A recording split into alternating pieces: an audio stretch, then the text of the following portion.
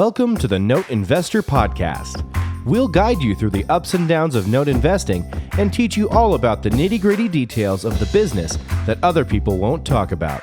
Your host, Dan Deppen, is a former aerospace engineer and product manager who transitioned away from cubicle life to full-time note investing in 2018.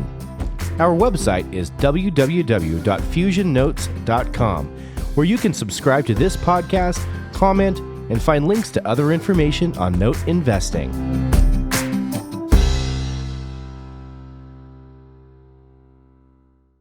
All right, hi everyone. Welcome to the Note Investor Podcast. I'm your host, Dan Deppen, and today I'm joined by Fred and Tracy Rewey. So how you guys doing? Hey, Dan. Hi, Dan. We're doing great. Thanks for having us. Yeah, cool. So Tracy, I know you were on the show once before. It was a while ago now, but maybe just give us a little background on, what you guys do in the note world and what you've been up to. No.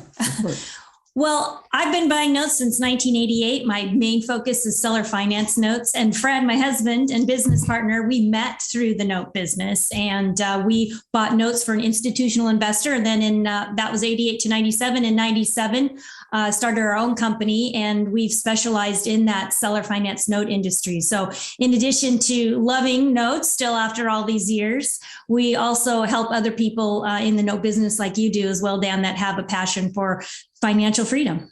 Awesome. Yeah, maybe talk about seller financing a little bit, because it seems like that seems to be one entry point for a lot of people who are real estate investors that kind of hear it's I can potentially create notes, and there's some other things I can do with these deals. Maybe talk about some of the kind of what that is, and some of the benefits to people who might not already be into the note world. Yeah, I mean, it's kind of a natural transition point for people that like real estate, because it's all the benefits of real estate in a lot of ways without the tenants and toilets. And, you're the bank side, so you're not getting the phone call at 3 a.m. if a roof's leaking or anything like that. So it's a natural migration for people that invest in real estate or used to renters to understand the idea that, okay, it's secured by this, which is something I know, love, and trust. And I get the benefit of a cash flow off that. So they really understand that, because, they've been on the other side where they were the ones writing the checks for the bank. No, wait a minute, I want to be that person. And I think the other thing that surprises them in that is, one, how passive it can be. Two, it would be the yields can be higher than they thought it would be, because they're used to thinking, if they got a bank loan, they're thinking, right now, 3%, 4%, but they're used to thinking of low yields. And they don't really understand or haven't heard of the concept of buying a discounted note, where you're buying the same cash flow, but because you paid less for it, your yield is even better, your return's even better. So I think those three things really help people transition to that, especially since it's something they love. There's a lot of great cash flows out there, but real estate is one that a lot of people understand the most. Yeah, for sure. Yeah, and that idea of discounted notes is kind of new to a lot of folks. For me, I know in college, I took a course in bond analysis, which is a similar thing, where it's you kind of don't care what the underlying yield of is the bond, right? It depends on where you're buying it at and a number of other factors. So yeah, that's a good correlation for people. I think one of the things I love most about it, and I think this is what really sold me on it. Well, one was learning the calculator. That was I'm like, this is the coolest thing ever. Yeah. But the fact that, we don't have stringent rules. So when we go to buy a note, I might have certain requirements, saying, okay, I don't want a property in this state. And Tracy might have a different requirement going, well, I don't want any more than this amount of money into the value of the property. And you may have a yield requirement, but there's a lot of flexibility when we analyze the deal and look at it and go, well, they haven't lived there very long, but they have great credit, or they haven't, they didn't put a lot down, but they've been living there for 7 years, and they've built up equity, whatever it may be. So there's a lot of offsets. So it gets very creative to whatever your hot button is. You get to decide your yield. You get to decide whether you're buying the deal. And we track all the stats for seller financing, and people are surprised to know that 23.5 billion with a B were created in seller finance notes just last year. So there's always an inventory of at least 5 to 7 years out there, sometimes longer. So there's a large inventory. So you can look for those notes that have already been created, or as you mentioned, Dan, you can be a real estate investor that creates some notes on property that you sell. Or you can go out and find these notes if you don't have money to invest yourself yet. You can find these notes, refer them to investors like you and us, and we'll pay a referral fee to you. And then you can build up over time an ability to get into a note in the long run. And part of what's kept us in this business so long that we still love it is we love the partial purchase. That's where if a 30-year note has 360 payments, maybe you buy the next 15 years or 180 payments, or 20 years, 240 payments. So there's so many fun, creative things that you can do. And I know, Dan, you specialize in contract for deeds where they've been non-performing, getting reperforming. And then that once they're reperforming, you can sell them off. So it's kind of like a rehab property, right? You rehab the notes. Yeah, exactly. And yeah, it is kind of nice, as you were saying, like being an individual, like I can decide what I want to do. It's not like you're functioning as a bank, but you're not like an actual bank that has all these rules and this like corporate hierarchy that has to go along. Like you can look at the variables of a specific deal and figure out what makes sense. And how to solve problems, right? We're in the problem solving business. That's one thing I always tell people if they start to get in the note business, you're in the problem solving business. Remember that. Well, and again, if you bought the deal right, you know that your underlying asset, despite all the cash flow you bought and the variables you looked at, the underlying thing is if they stop paying, you have the same right a bank does to the property. And if you bought it right, as far as equity or something like that, look, not all notes are perfect. I mean, if you buy it right, then, hopefully you have a very low delinquency. But if you do, you've got property to fall back on, which I can't say the same for crypto or something like that right now, or the market in the last week. I mean, yeah, for sure. Yeah. It's amazing how many things I've been able to weasel out of. Like, you don't need everything to go right. You've got usually multiple backup plans. Well, and sometimes you take a bad deal that's gone wrong and you turn it into a big positive, which happens every once in a while, which is kind of cool. Yeah, definitely. So I know you guys have an event coming up here very shortly, the Cash Flow Expo. Maybe tell us a little bit about that. Absolutely. It's our 4th annual. Fred had this idea before. Somebody said the other day, COVID made online events, the thing. Yeah. Before it was cool to be online, I guess. Yeah. But Fred came with this idea. He goes, I want to have this convention online where it's 3 days of all these great speakers and it's free. And I'm like, oh, okay. So tell me about that. So that's what he did. Yeah, that's where everybody told me I was an idiot. So the exactly right. The idea is that I wanted, there's a lot of different cash flows, and obviously notes is kind of near and dear to our heart, but we've done other things like factoring and, business notes and all sorts of things. So I wanted to have an online event. I wanted that group that can't get on a plane and go to some great events. And I don't think anything replaces being in person. I just think the networking that goes on, I learn more outside of the sessions sometimes at a live place than I do in the sessions. So I don't think anything replaces that. But you know what? The reality is a lot of people, either time, money, expense, can't get on a plane and go. Hosting an event is expensive. You're going to pay $5 for a bottle of water in the back of the room and everything else, and $6 for cookies. And so the idea is could I recreate this online? The technology had finally got to a point. Could I make it kind of like a convention where you're seeing speakers and then you're on to the next speaker at a different time? Could I do that online? And I saw somebody do a model where they did this mini convention in England for Airbnb. And so I contacted the guy and said, well, I want to know how you did that. So I put it together. So the idea was there were only a couple of rules, is that we wanted to get high quality speakers. I think the biggest thing that I'm proud of, and we realized this the other day when we were looking through the lineup, you would never be at an event where you would see all these people. It just couldn't happen. There's 35 speakers. You would never have all these people at one event. They would all want to be the headliner. Well, and just schedule wise, they'd never all be able to go, I've got November 1st through 3rd open, or whatever the date may be. So, in this, so it's a great lineup. And then the other rule is that, when you host a convention, and I get it, I've done it, somebody's got to sell something. Somebody has to be on the front stage, main stage, trying to sell you something, because quite honestly, it's expensive to run the event. Now, I don't have a problem with somebody selling something. If you're up there for an hour and a half speaking, and I listen to an hour of really good, valuable information I can put in, I'm willing to listen to your half-hour pitch, and I can decide to buy or not buy based on that. But I got value out of it in exchange for you selling me. What I didn't want in this event is I didn't want any selling. I didn't want the slides up there going, hey, this is $10,000. You can join my whatever. And so everybody was okay with that. Everybody came in. Very rarely we'll have somebody kind of slip something there and go, you know what? Got to reshoot that. I'm not okay. Selling. So now we encourage all our speakers to get business out of it. And we were relieved to find several speakers come to us after the first 2 years and go, I've got more deals out of this than I have even out of other event, which is great, because I want both sides to get a win. So the idea was they couldn't sell, but they're encouraged to have attendees contact them, email them. A lot of them give away something special, videos, reports, whatever it may be. And then the last thing on the event was that the people that weren't involved, and obviously a lot of the attendees are doing notes or real estate or something else, but it gives them, well, how do you describe it? You say it's like a buffet of different things.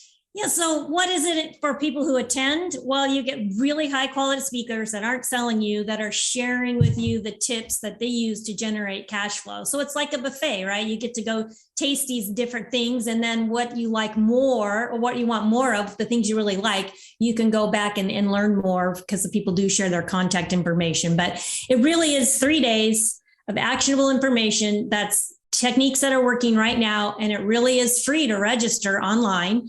And I know, Dan, you've got a link that you'll share with people. And when they register, then we will send them an email the first day of, here's where you go to watch the sessions. And they are pre-recorded to be sure that everything goes seamlessly, but they air live at that time. And then they stay up for 48 hours. So if you miss one or you're a little bit late, you can still come back and watch it for free. And then we do offer very affordable recordings. If people want to log in and watch them digitally, they have lifetime access, so they can come back anytime. They can listen on audio, because we create them as MP3 and MP4 files both. So we're really proud of this event. I think one of the things that I'm most proud of is that everybody that teaches really comes from this abundance mentality. They really truly are sharing information, including, we've got like 4 attorneys that, charge at least $500 an hour. They're coming on there, they're sharing their information. They're not attorneys that are trying to take people's wealth. They're attorneys that are trying to help people create wealth. And so that's really the focus, is how can the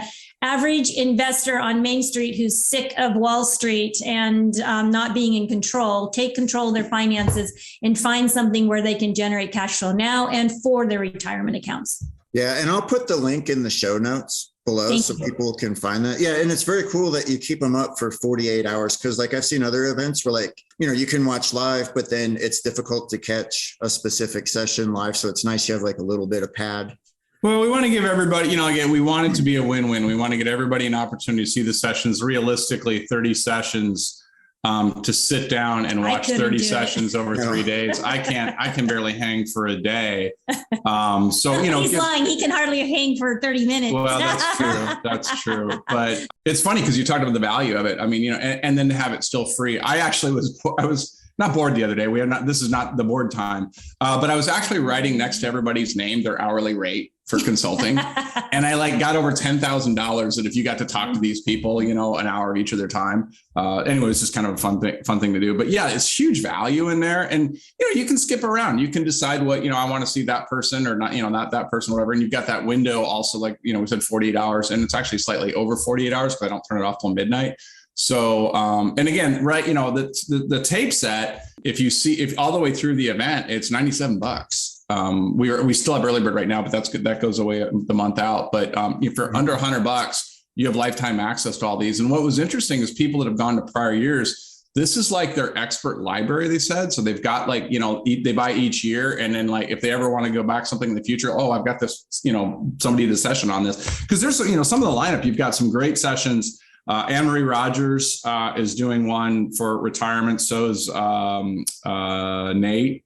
He's got an after hours one. There's just a lot, and like Tracy said, the attorney one. So it's a lot of really good subjects on this. Yeah, we've got a team that they've created over 700 notes on buying properties and selling with seller financing and selling off the first and just hanging on to the seconds. So they have this whole portfolio they've created where they've actually made money up front. And now they have all these notes that are, free and clear, right? So really cool strategies. Yeah. I'll be talking a lot about how to buy notes at a discount and how to use partials in that seller financing niche. Fred always usually talks a little bit about marketing and just how to position yourself in 2022. So we're pretty excited. The Cash Flow Expo is its 4th year. And every year, if a speaker returns, they always have to do a new presentation. So we don't want people to get bored. It's always new and fresh. That's cool. Yeah. Cause there's another conference I've been to where I went there the second year and I was like, wait a second, all the content is the same. And then I just talked to people the whole time. And then it's really neat about doing it online, right? Cause you have such a big kind of diverse list of speakers. Like even if you're only interested in 1 or 2 of those topics, sure, that makes a lot of sense to get the recordings for later. Whereas it might not make sense to hop on a plane and fly there for the ones that you want. So that makes it a lot easier. So yeah, I mean, the value is ridiculous. I mean, everybody tells me like, one, why is the event free? Two, why do you charge so little for that? But it's just, it was an idea of putting something together. Just, it's a hub for people on both sides, people that are trying to, share and give back information and obviously do business down the line. And then also for people to go, well, I don't know what I want to do. And this is a perfect way I don't have to commit, get on a plane, do anything. Yeah, we have an odd idea of what's fun. So to us, this was fun. It was something fun and new and different, a way to share something we love. Because let's be honest, not everybody we hang out with loves to talk about cash flow or run financial calculations. So this is our way to, gather everybody around that loves the same kind of things we do. Everybody doesn't love calculating? Well, I know it's hard to believe. I do. Yeah. But people don't. Yeah. Some people struggle with it's funny because I came from, the engineering world. And so just would spend all my time in Excel. But yeah, I bump into a lot of people where they're like scared to do calculations. Well, it's funny.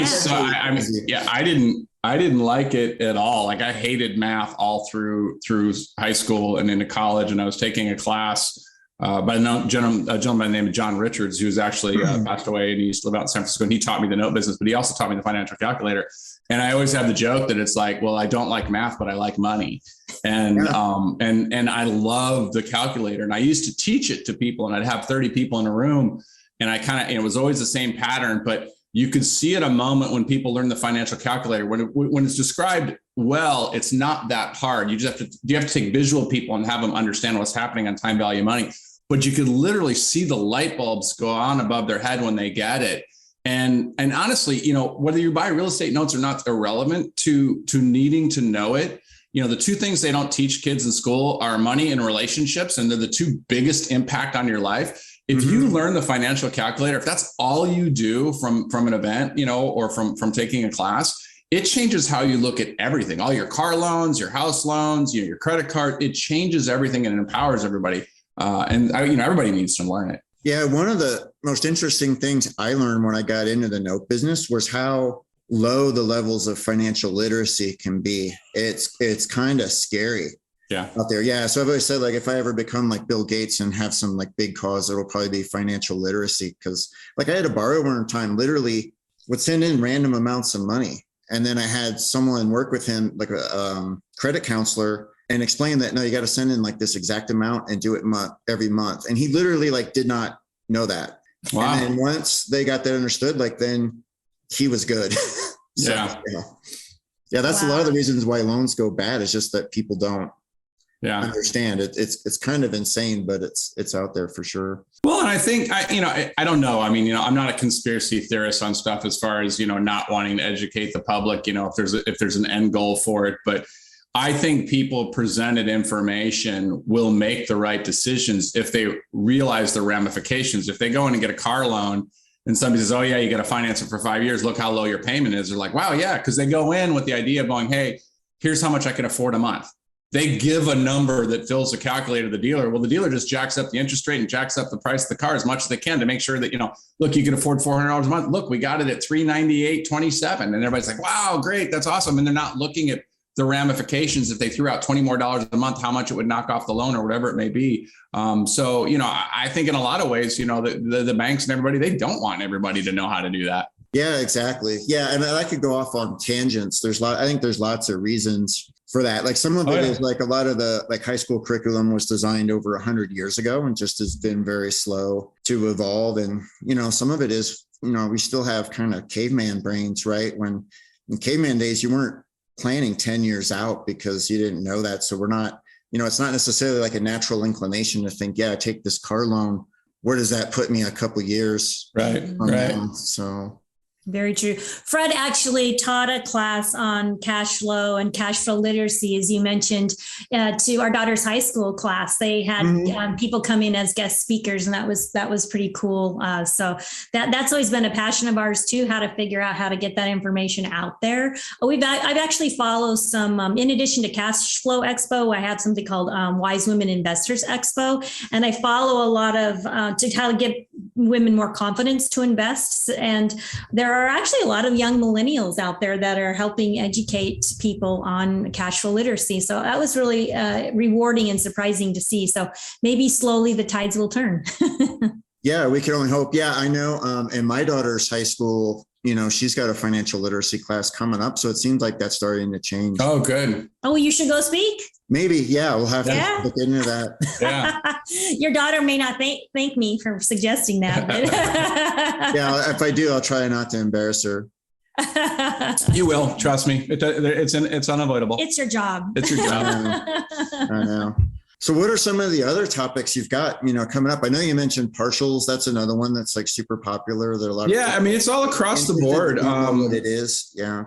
There's, like Lori Icken is coming back again to talk about options. She makes a very good case for buying options in the stock market. And I think some people that don't understand options or are afraid of options need to know the right mentality, because they certainly have a place in a portfolio, even the most conservative investor.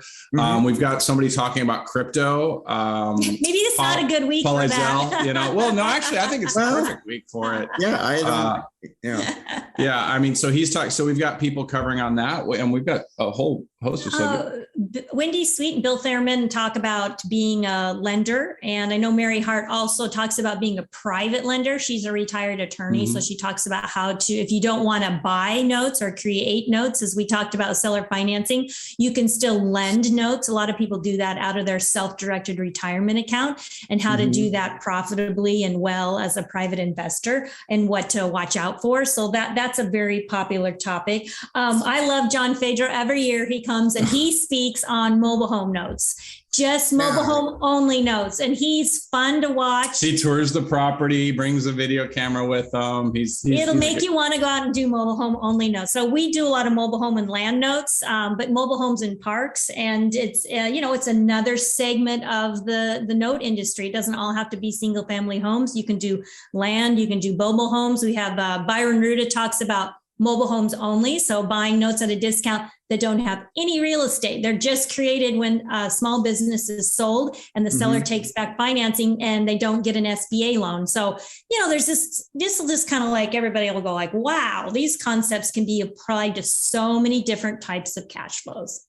Yeah. Mobile home investing is something I've never looked into, but I've been kind of interested in. It seems like as real estate prices get increasingly unaffordable, like at least in Colorado where I am, it seems like you need more multifamily, and mobile homes seem like a lower cost way. Like I know a lot of cities have been down on those for decades, but it seems like a good way to create a lot more affordable housing. So it seems like the returns are stronger. Yeah, the returns are stronger. I mean, here in Florida, the thing about mobile homes is people, and it's back to what we talked about the calculator.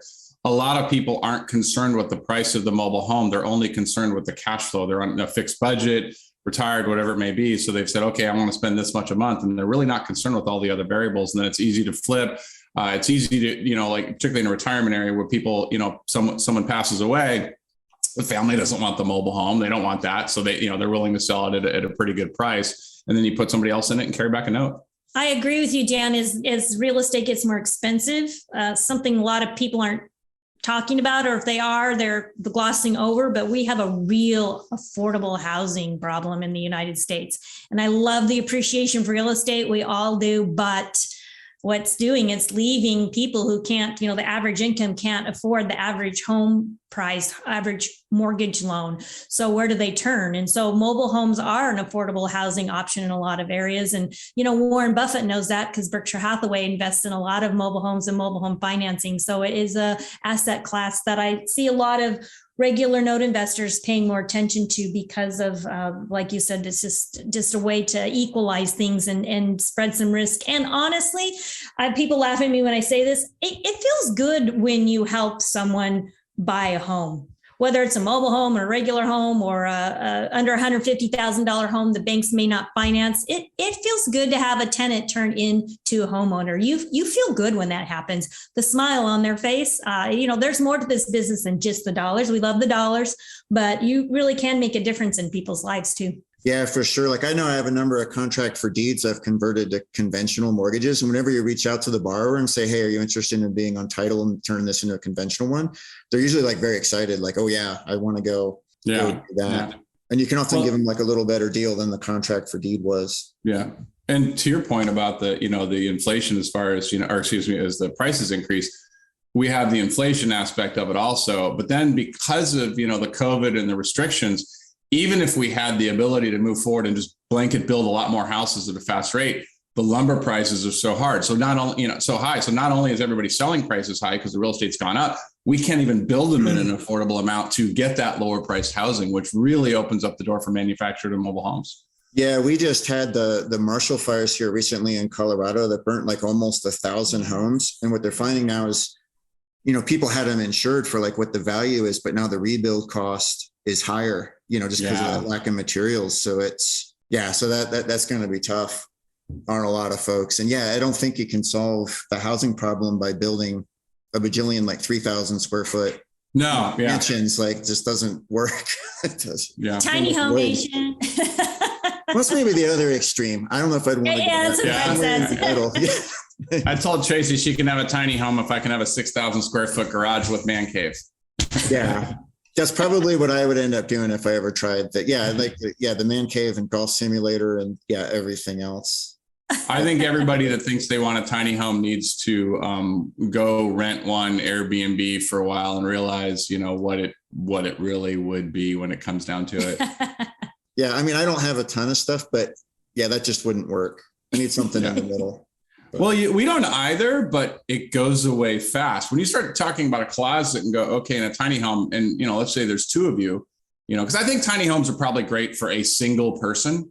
Mm-hmm. Then you have a shot. If there's two of you and you've doubled your clothes and you've doubled, normal things, I don't think it can happen. Plus, where do you hide from the person? How do you get away? Yeah, pick your I think you're going to get on each other's nerves like pretty quick. Yeah. We work together and need separate offices. So there's two offices right there. That's right. That makes two tiny houses. That's too tiny. That's what I told them. We'll get two tiny houses. We could do a tiny house for each office, then a tiny house that's just a master, then a tiny house that's the living room. That's a house. And then you could. But you could tell people you live in a tiny house. Yeah. And then tiny houses. And we'll connect them via hallways. like a hamster maze. Yeah. Oh, yeah. There we go. You could put a slide into one, and then you could put a fire pole drop into another one. Mm-hmm. Like, you're honest, we could build it out of containers. Okay, we digress here. I think we're on. There you go. Will you buy that note, Dan? Would you do that note? If the price is right, sure. It all depends. Yeah. I guarantee you, after about 6 months, if I had that, it would be non-performing, and you could go ahead and buy it at a discount. Yeah, I couldn't live in that. Cool. So I know you guys have a lot of other folks too. So I think you have like Eric Sage on. He's one of my friends. I think a lot of people. Yeah. So they're the ones doing, Tracy was talking about them doing, they're doing an after hours on day 2. So they're at 6:00 on day 2, and they're talking about Be the Bank blueprint. They're the ones that Tracy mentioned earlier that are doing a lot of the creating your own paper, having a property, create paper, carry, sell off the first, carry back the second. Which isn't necessarily a new strategy, but their take on it, plus also that, how many deals they've done. They've got a lot of great case studies. Yeah, what's really impressive that they're doing that in the current real estate environment, Eric and Nick. And it's pretty cool because people say, oh, you can't do that in this real estate market. You can't buy properties, and subject to, and then create paper. But they are. I mean, that's what they're doing. And you said Eric's a good friend of yours.